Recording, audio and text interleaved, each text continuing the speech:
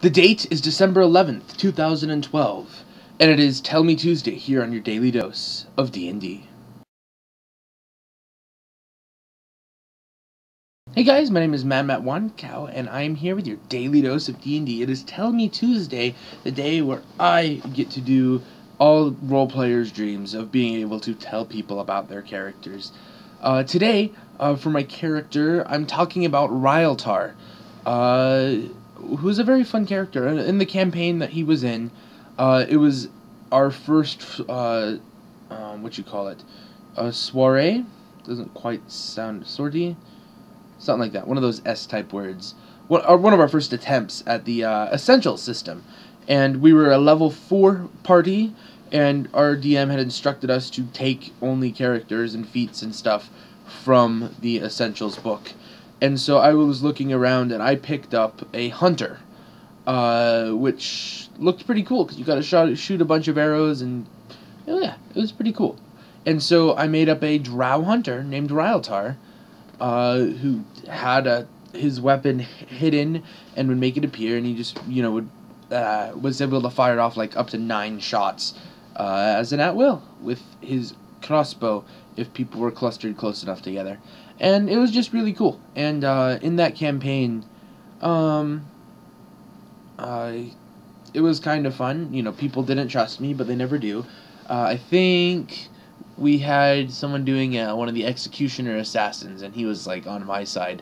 So, it went pretty well. Oh, wow, that was a while ago. David was still in the group. But, yeah.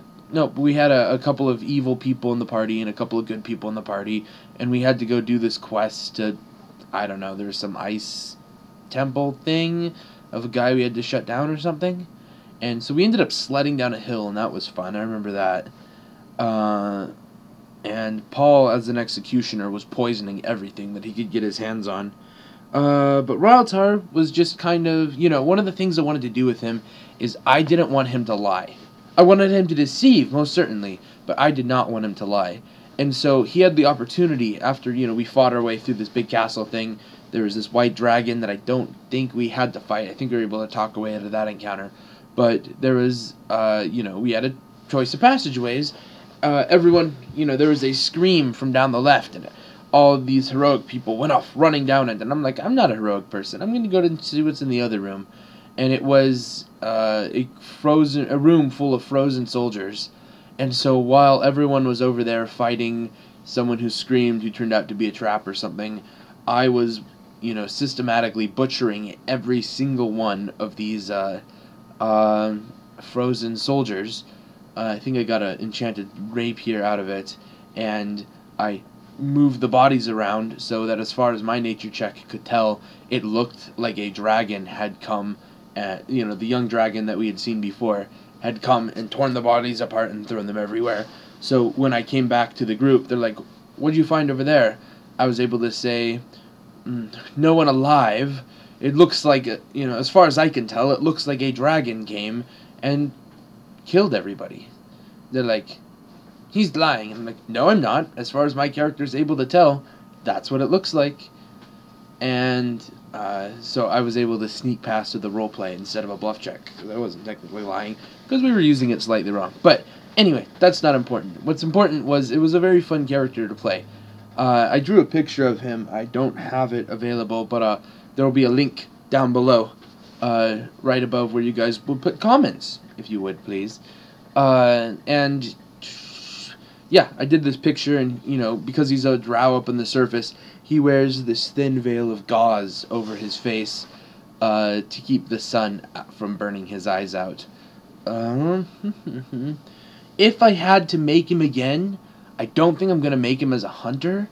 The hunter is a controller class, and I wanted him to be, I wanted him to lie a lot better, and charisma is definitely not a main attribute for the hunter class. And so what I'll probably end up doing if I redo him is I'll make him up as a skald. A melee bard is effectively what a skald is. And I think that there's a lot of potential for a bard who supports his allies by verbally abusing them.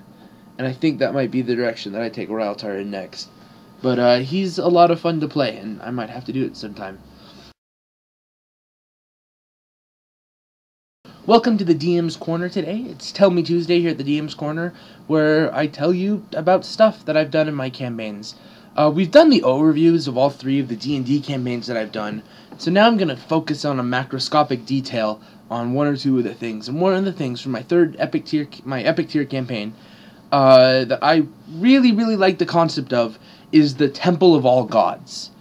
And the characters come up and they see this mountain, and it was even drawn on the little map that I drew. And they go and somebody meets them there, and it's just a massive temple, and it doesn't look like much, but there's these acolytes there who are all like very devout, and they're like, tell me the name of the deity with which you wish to commune.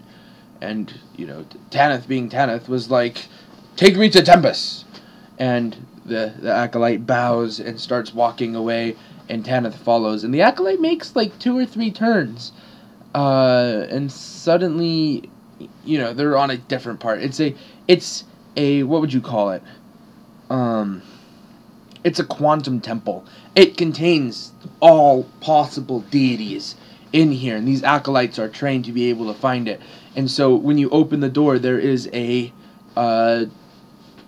worship shrine, temple chamber thing that is, you know, exactly perfect for the type of worship that you wanted to be able to do.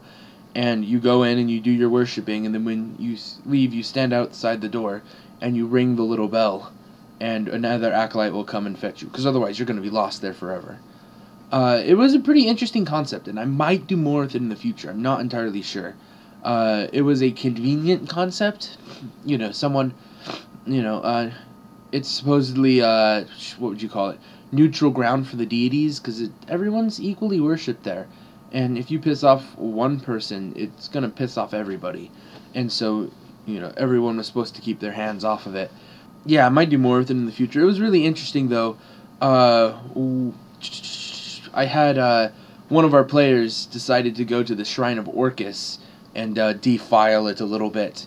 So yeah, I let him do that, and I wasn't sure I was going to get it back to him until that night in the campaign. Everyone was taken to bedrooms that were related to their religion of who they had asked for before. And if they hadn't asked for anyone, it was kind of a plain bed or anything. And so Tal Ravenwing got to spend the night looking up at this face of Orcus that was watching him sleep. That was just carved into the wall. And so that was a lot of fun. A good way to, you know, punish a character and just make it. It was, you know, definitely an interesting thing to have in the campaign. So if you know of a good way to use the Temple of All Gods, please leave a comment down below. Closing remarks, I did a pretty good, real quick video today. Yeah, I'm going to quickly run out of things for Tell Me Tuesday for the DM's Corner. So, I don't know. If anyone has a story they want to tell of them as a DM, please send me the video, and I will put it there. I don't mind. You don't have to see my face all the time. It's not about my face, it's about D&D, and that's an important thing. But yeah, I think that's even it for our closing remarks today. If you honestly liked the video, hit the like button down below. And you know what? Leave a comment down below as well, telling me why you liked it, or if you didn't like it, tell me why as well, because I'd like to get that fixed as soon as I can. If you know anyone who needs to see this video, click the share button down below, and it'll let you use any type of social media. You can't see my hands, but I'm like, you know, trying to do here, giving you options.